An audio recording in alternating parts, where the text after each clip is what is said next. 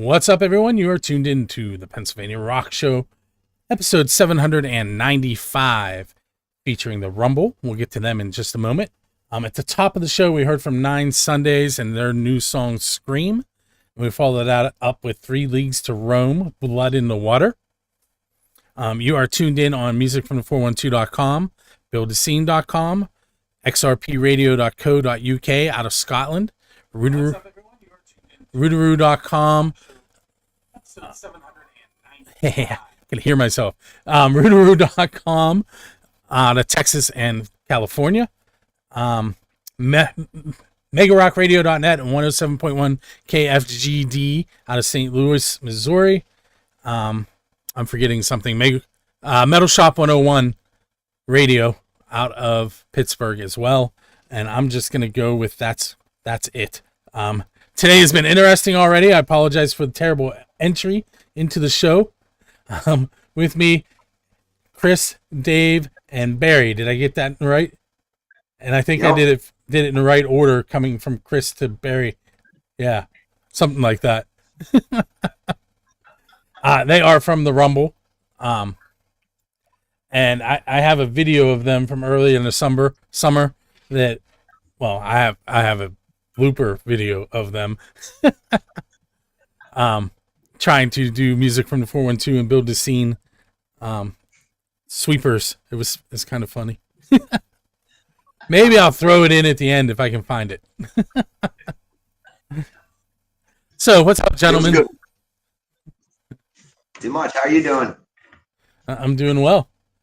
So let's start out with we're gonna do the sorry, I am so out of sorts right now. I have things in the wrong screens. Let me get myself there. Okay. So we're gonna start out with is it King of Everything? Is that's correct?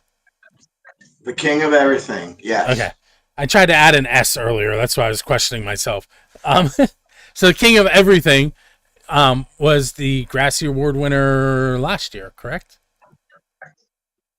Yeah, 2024, yes. So, why don't you tell me a little bit about that song, and I'll fill in some blanks on what the Grassy Award is after you talk about the song. All right. It was when we first got together, which was about 2022, and we're jamming down in our bass player, Barry Cummings, his studio, and I think it was just a jam, making some noise and coming up with a riff. But if you listen to the song, it's that first beginning of the song, and it all just evolved from there. Before the lyrics, it just was musical, I would say, and then lyrics come after, which was a collaboration of just putting some lines together, and we had some laughs with it, like King of Everything. We were making fun about, hey, you ever meet that one of those guys that are kind of cocky, and yeah, he thinks he's got the whole world in his hands, and he's the king, man. He acts like the king, and that's kind of how that title came up with. He just acts like he's the king of everything, or if you're in a band and you think you're the kingpin of everything, and there's one of the lines in there is when they hear you sing, you're the king of everything, and yeah, that's how it just come about. Just, I don't know how other people write songs, but musically it came first, and then lyrics, and we all kind of added to it and sat down as a whole collaboration as a band. Funny little thing about this song, it was a 3-minute song. I think one of our first gigs, we were playing the Monroe Hotel. The song was about to wind up.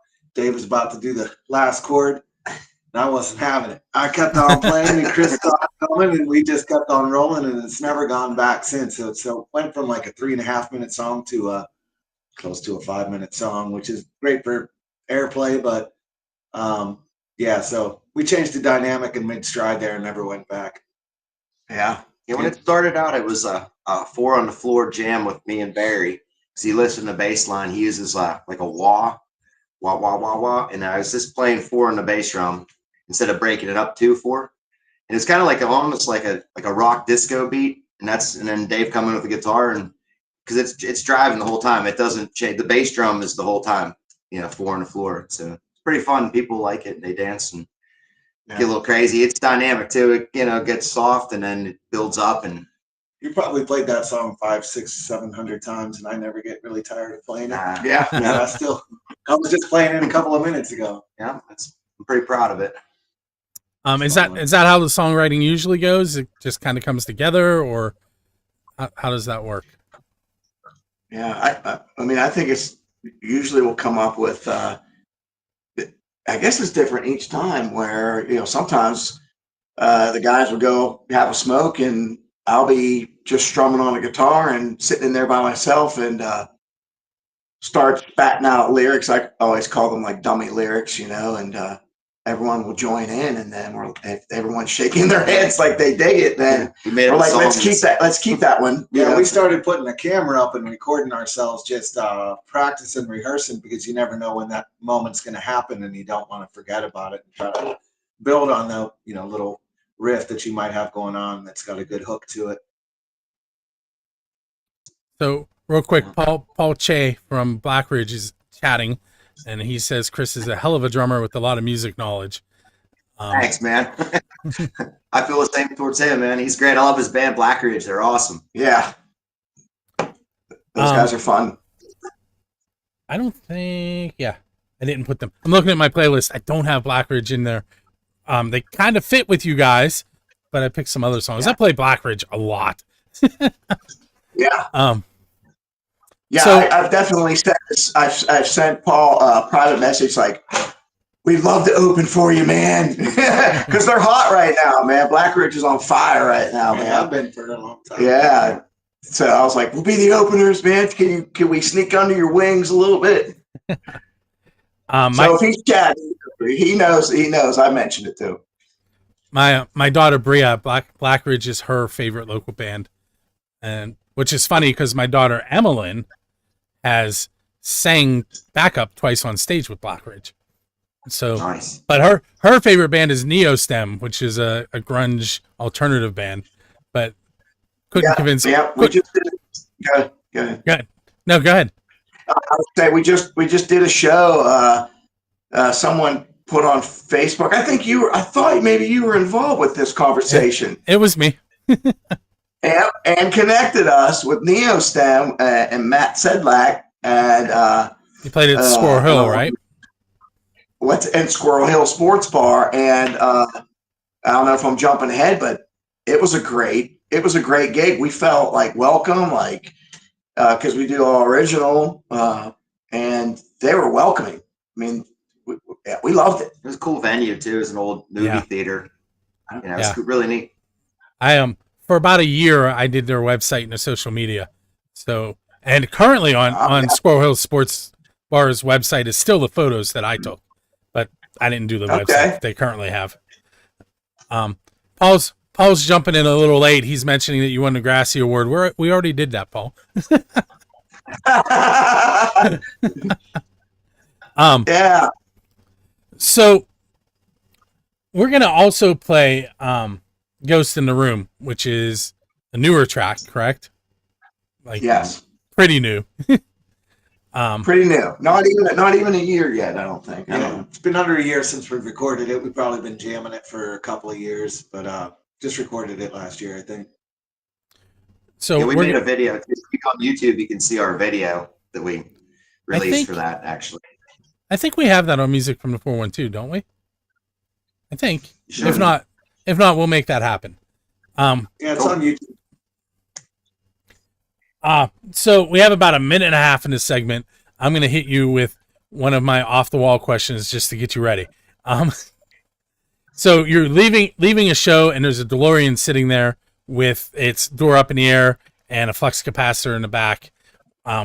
Who are you going to go play with in the past? What band? Oh, man. Jimi Hendrix. I'm there. Twice. Link Ray, we're the Rumble. We're going to play with Link Ray. Oh, yeah.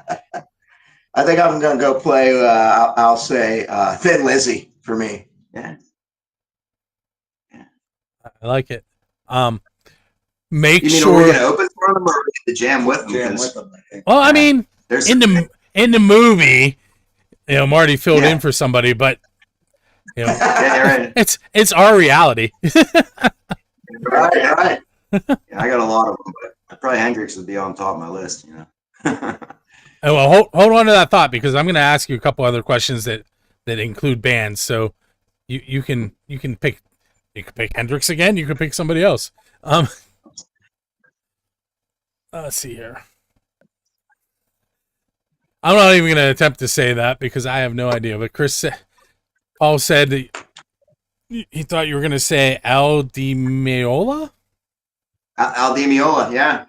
Yeah, he's still alive though. But Chick Corea, yeah, he's passed away. But I have all kinds of them though. All right, so we're gonna take our first break, if that's okay with you guys, and we're gonna come back. Yeah. I'm gonna ask you some harder, off the wall questions that Paul knows is coming, and he's probably laughing right now. With that said, we're gonna listen to "Ghost in the Room" and "King of Everything" by The Rumble, and we will be right back. Yeah.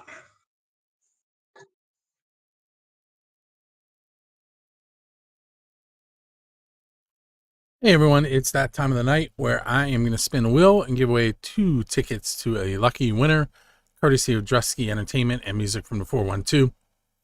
This show that we're giving away tickets for is the Kings of Thrash with Red Devil, Vortex, Seizure, and Gravel at the Craft House on Sunday, October 19th. The doors are 5 p.m., shows at 6 p.m. It is an all ages event. If you still need tickets and you don't win them tonight, you can head to crafthousepgh.com or druskyentertainment.com to make that purchase. Now, with that said, I had 6 people sign up. For those of you that aren't familiar, all you have to do is go to that website off to my side, musicfromthe412.com/contest. Click on the event that you would like to try and win tickets for and follow the directions. Once that happens, all your information, once I've spun the wheel, is gotten rid of, and we don't use it for anything else. Now, with that said, the 6 people that signed up were Liberty Williams, Justin Todd, Keith Laydig, Mike Whittington, Nikki Praza, and Tom Trainer. I'm going to go ahead and hit shuffle twice. And we're going to spin, and we're going to find out who the lucky person is that is going to win those 2 tickets to see the Kings of Thrash. And that winner is Keith Laydig.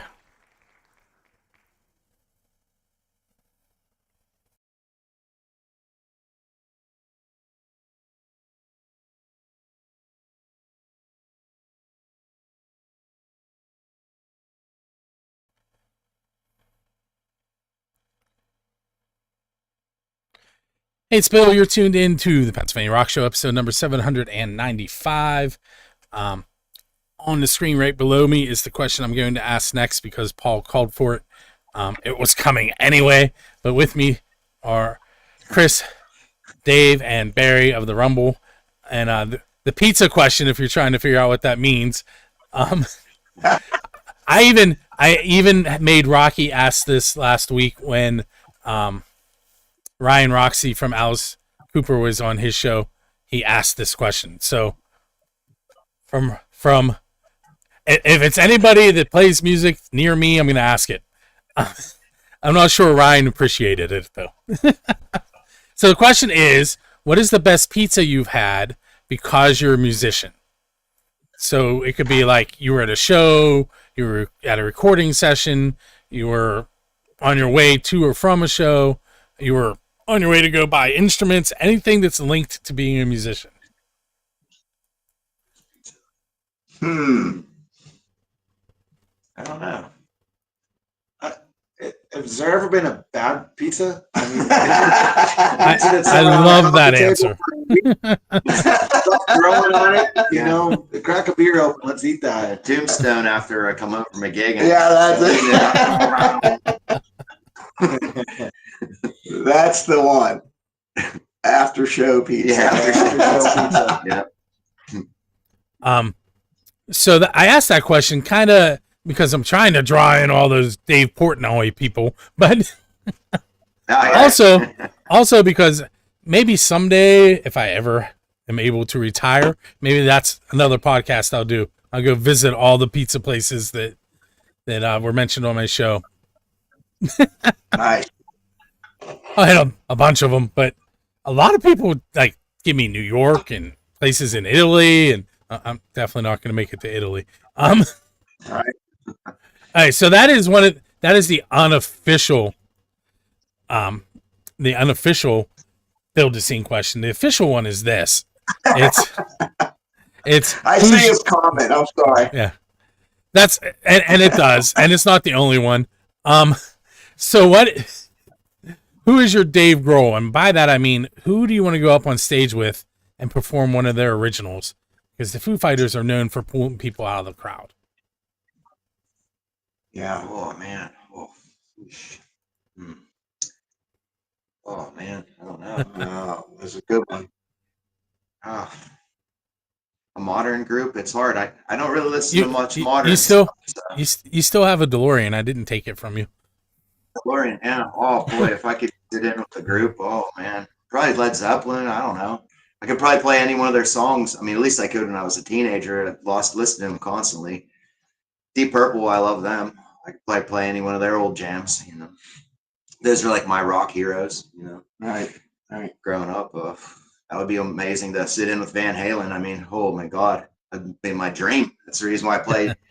I took up drums because Alex Van Halen. You know, I could have played guitar, but I saw Coliseum 1981. So This Is Love video on MTV, and I saw his big double bass striped Ludwig drum kit and had 4 bass drums. Just made me want to play the drum. I could instantly play the beat. I watched the video. Alex Van Halen just blew my mind. But probably Van Halen, I guess I'd say. Van Halen? Yeah, I'd want to sit in with Van. It'd be pretty cool to jump up there and jam with those guys. With David Lee Roth, though, the original. Right. That's mine. What about you, Barry? Any band I could hop up on stage and jam with? Yeah. Is the question? Yeah, famous, like you're.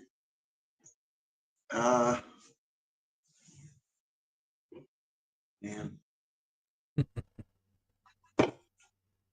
I'd say it's between maybe the Ramones. I think would be a lot of fun, and the Talking Heads. I think would be a lot of fun to jam with those guys on stage. Be cool. Be funky. Black Ridge would be cool. Yeah. That would be Blackridge needs a drummer. Yeah. Give me a call. Yeah, I'll join the other Paul up there singing a little bit. That'd be fun.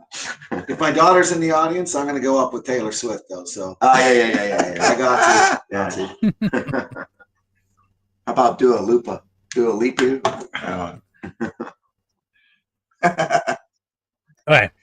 I might want to kick it with Judas Priest one last time. That'd be cool. Electric Eye or something. Come out on a Harley. Cool. Rob Halford. All right. So what if, let's say you guys are out on tour and for some reason you made the mistake of hiring me to drive your tour bus. Don't do that. Oh, hold on. Paul says you can come on up. They'll just do a 10-piece. Nice. I'll play Yeah.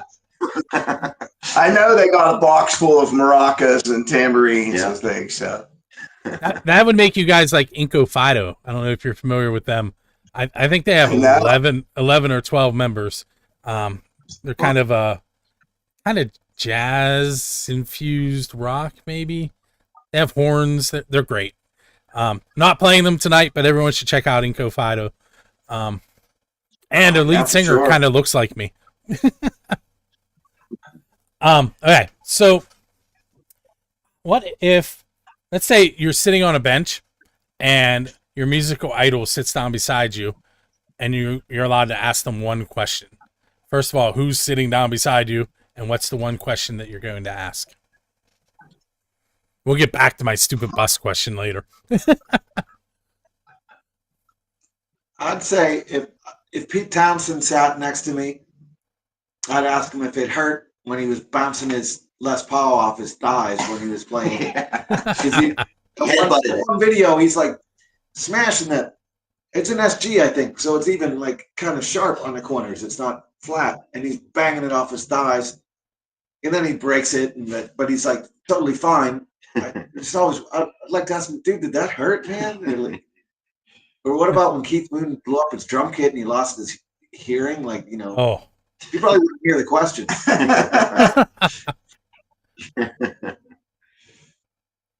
anybody else? I'll let you go. Me What's go? they're thinking? Yeah. I don't know. I just remember growing up and digging Thin Lizzy, having the albums Mom brought home, and giving me my first taste of rock. So maybe Phil Lynott sitting beside him and park bench and just having a cigarette You're or just something. like bass players, man. Yeah. Well, and he sings and he plays bass. He's a talented fellow. So yeah, Phil, Thin Lizzy. Yeah, if I talk to someone like Robert Plant, I'd talk about his early influence. I know like Zeppelin and stuff, they listen to old blues, but I know that when he grew up was like in the 50s and the early 60s. And I'm sure a lot of the music that he grew up listening to that he likes, I probably had a lot in common with him because my parents were kind of the same age as him. It was kind of pre-Beatles. You know, a lot of people say when they saw the Beatles on Ed Sullivan, it made them want to play music, which is true. But there was music before that, and I know a lot of those old rockers like that are old now, like Robert Plant and even like Pete Townsend and Roger Daltrey. They had early influences. I'd like to ask them about what they listen to and what they still listen to, because I'm sure they still like that stuff. You know, something I'd probably do. I like geeking out about old music and all kinds of stuff. I'm a musical nerd, man. So I'm not going to make you read that whole thing, but Paul says, yes, let's play a show. He has somewhere in mind. You should contact him. All right. Yeah. All right. Nice. So about a minute and a half, I'm going to go back to I called it a stupid bus question, but we're going to go back to that question. So you're on tour. What music am I going to be playing in between tour stops? Which really I'm asking you about your influences. I'm not going to say Thin Lizzy. But that might pump me up, though. You know, after gigs, I like to listen to, you know, something that I probably never listened to. Right. But like on the way home with my ears ringing, 1:30 in the morning, and 3 glasses of water in my belly, I'm thinking, you know, I'm listening to some classical music, maybe some jazz, something easy going. Yeah. So if I'm getting on the bus after a show going to the next town, yeah, put on some Dave Brubeck or some something like that. Have you ever listened to Minecraft music? Yes. It's really soothing. Yes. Thankfully, my kids' computers are in different rooms than mine. Yeah, I go for the yacht rock. I like a lot of the yacht rock from the 70s, you know, like Pablo Cruz and stuff like that. Stuff that has good harmonies and but still jams. You listen to some of that stuff, it's really good. And it's jamming, but it's just I don't know. I like listening to that when I'm chilling out. Even the Carpenters, believe it or not, I watched the thing all about the making of one of their songs on one of these Rick Beato channels, and it was blew my mind. It was like I listen to that kind of stuff, and then listen to some Iron Maiden, maybe. You know what I mean? I don't know. Depends. Just put on a playlist with everything, I guess, and some Rumble, of course. You know. So, Dave, was that really your answer? Oh, the Minecraft? Yeah, I mean, I'm definitely, I'd say, yeah, for chilling out, winding down, not so much Minecraft, but something just off the wall from PBS or whatever it is. You know, it's just some soothing, calming music. Eric's Yeah. the T. After one gig, Dave, every time he'd ask me a question, he'd phrase it in a country song. He's driving me crazy for like 2 days straight. It drives you crazy. Here we go. Hey, so we're going to take our second break.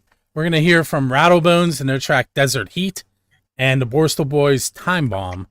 And we'll be right back. Yeah, Borstal.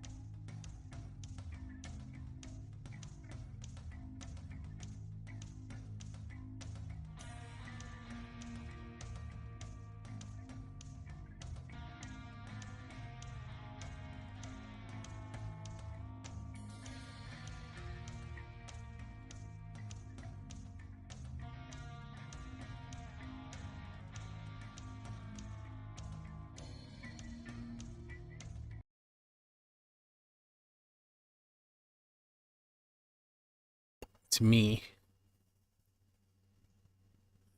Hey, it's Bill. You're tuned into the Pennsylvania Rock Show, episode number 795. We just heard Desert Heat by Rattlebones and Time Bomb by the Borstal Boys. And we're back with Chris, Dave, and Barry of the Rumble.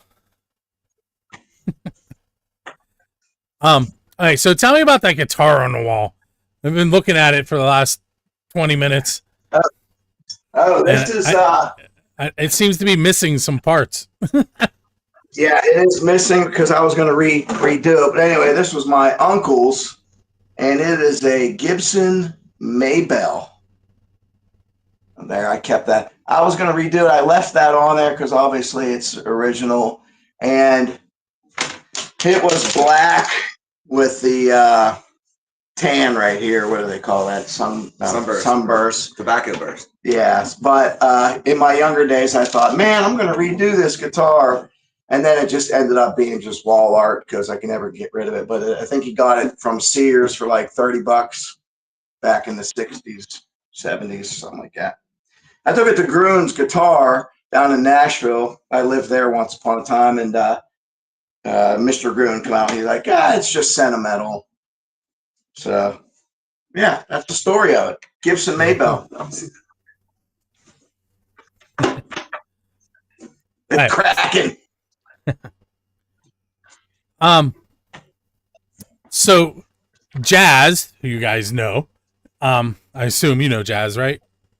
Yeah. So Jazz played at the South Pole.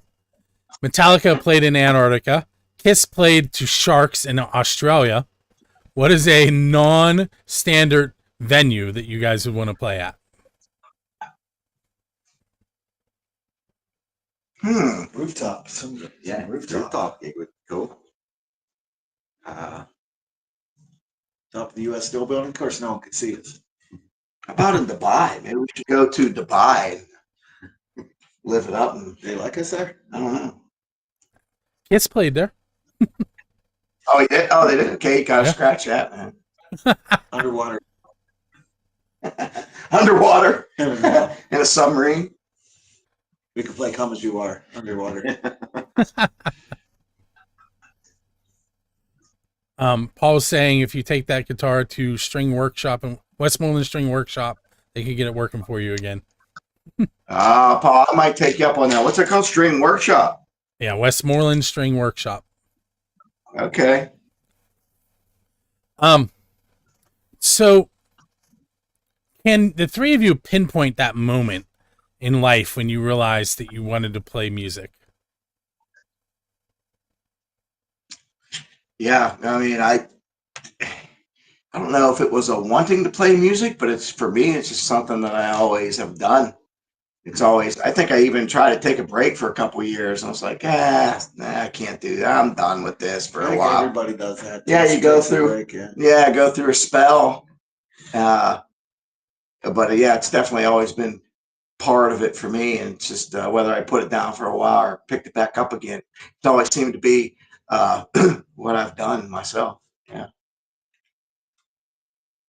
How about you, Barry? You've been at it for a long time. I needed to pick a hobby when I was young, so I picked guitar, and then, I had to practice every night, and it became a chore. And then I got into junior high school, and I realized that I like girls like music, so I'm good. I picked it back up and learned, Smoke on the Water and some old Stick songs, and you get the camaraderie of taking part in this hobby with friends and making new friends, and I like you guys. We wouldn't have known you guys if it wasn't for instruments and making music. I just think it's a universal language, so I just attracted to that. Well, my dad had a band. Growing up, there was a PA and a drum set in our living room. I grew up in a little neighborhood, but my dad didn't have a music room, so that might feel bad for my mom. There was a whole band set up in our living room. Near a little toddler or something, it's like, don't touch the drums. I was gravitated towards them, and as soon as my parents would leave, I was beating on the drum. I didn't know how to play, but I don't remember getting a lesson. I have a brother that's 10 years older than me, and he was a drummer. So in my bedroom, I had another drum set. So it was just always in my life. And I remember one day my dad's band was going to rehearse and their drummer didn't show up, and they started playing some old rhythm and blues song. And my dad's like, "Hey, Christopher, just keep the beat." And he like kept it on, clapped his hands like, "Here's the beat." And then I just started playing drums, and I always wanted to race dirt bikes, and I used to wreck those, and I got hurt. And when I played the drums, I might hit myself in the nose with the stick, but I never got hurt on the drums. But I've been playing with teenage like Barry and Dave. I mean, me and my one friend Frank, we used to jam when we were 11 or 12 years old. Rock. I still have cassette tapes of it, and it was funny. I used to record everything, and I just my whole life I just wanted to be a musician. I never really cared if I was a famous musician, but I always wanted to play in a really good band and did great music. That's all to this day, that's all I want to do. Is if I get recognition, awesome, but I just want to play with good people and do something cool. That's all I care about. Besides my family. That's where I come from, man. That's where you come from. That's where I come from, man. So I'm gonna kind of plug another show, sort of. The 800th episode, which I believe is going to be November 10th. I'm having my kids on the show for the first time ever. They are all musicians. They all sing. Two of them are multi-instrumentalists. Wow. I have twin 15-year-old daughters and a 17-year-old son, and between them, they play about 20 instruments. Unbelievable. So you're broke. Yeah, you're broke. Well, my son is playing most of them, and he recently got a job, and he bought his latest bass and his latest guitar. So he's helping a little. But Yeah. and Rocky gave him a bass. That's what started him with the bass. Oh man, that's nice. But so anyway, if anybody wants to check out that episode, that's episode 800. November 10th should be that date. We'll check it out. And you'll definitely get to hear Blackridge and Neo Stem on that episode, because I guarantee you, when I ask my daughters what they want to listen to, those are going to be their answers. And when I told my son that, he's like, I don't know. But my daughters are more into the local scene than he is, but he's also busy playing like 16 instruments and going to work. Man. All right, so we have about 3 minutes. If you could play with any band, like open for them or them open for you, who would you want to play with? Blackridge. Blackridge. It seems like a common theme. You know what? I'm just messing. Hey, the hardest thing to do. I don't know if were you talking about famous bands or just anybody. Can we talk? Any bands you would like to play with? The hardest thing to do. It's just us three, and the hardest thing to do is get those gigs going, man. I mean, I feel it's hard. It's almost like stepping back 15 years ago, 20 years ago, and I used to carry my guitar in my van. I'd do service calls here and there, and stop in bars and say, "Hey, can my band play a gig here?" And they're like, "Well, go. There's the stage. Play me a song or two." And that's how I got gigs. Or you go and you say, "Hey, listen to this tape." And I don't know if it's like that anymore. It's the EPKs and so. If anybody wants to join the Rumble and help us get us some gigs. Yeah, I'll open it. We'll open for anybody, man. Yeah. We'll promise a good time. Yeah. So, who do you think would be a good band to jump before that? Good band? Like Foo Fighters or A famous band? Yeah. Yeah. I mean, the Foo Fighters. Yeah, for sure. Something that would fit what we do. Kind of fit what we do. So I was going to say I can't join your band and play anything, but I do make EPKs. Okay. Good to know. We're all busy guys with families, and we two of us have run a business, and Chris works at the mill and raising a family, so it's hard for us to get together and jam and write songs, and that doesn't leave much for like promoting ourselves and getting out there and trying to find representation or book gigs or book the next level gigs and stuff like that. So it's hard to dedicate the time to do that. or make our own EPK. So we'd definitely like to lean on you for that. I mean, we need that. We need that in a big way. Put our stuff together, our recordings, our video, blurbs, whatever it takes, and take the next step. So maybe you can help us. Paul's guy that he knows would be me as well. I know a guy. Yeah, we're regular guys, man. Just trying to get a gig, man. Just trying to get a gig. But fortunately, like shows like this, people get to see us, and we're thankful for. And knowing Black Ridge and Neo STEM, and I think that people, once they hear us and see us, they might think we're pretty fun and have us get us a gig somewhere. I guess you should say. Well, we get gigs, but I think we're trying to steer away from the 3-hour bar room, 10 till 1 o'clock. I think we just want to do like an hour and a half. Yeah. Play with some other bands, festivals, that kind of thing, where we get some exposure instead of playing to a bar room and lugging all the equipment and walking out at 2 a.m. But there's good pizza at the end of that. Yes. And a good tour bus driver. And a good tour bus driver that plays Lawrence Welk, I hear. Yeah. All right. So normally I have in the video some way to get a hold of you guys, but when I went to your Facebook page, you don't have a username in the URL, so I didn't want to put that in there because it has that profile question mark equals, and that's hard to follow. But if you go to Facebook and you search The Rumble, they will come up. Where else? Is there anywhere else that you would like to direct them to check you out? I think you have a YouTube as well, right? Got a YouTube and an IG. But seriously, man, we do need some help there, and we should talk about coordinate this stuff so we can kind of get we got like all the stuff we need. We got videos, and we got the social medias, and we got 7 recorded songs, but we need to kind of put it together in like a little snowball and make sure that like it's professionally done, and we can like hand the package, get the package going. Yeah.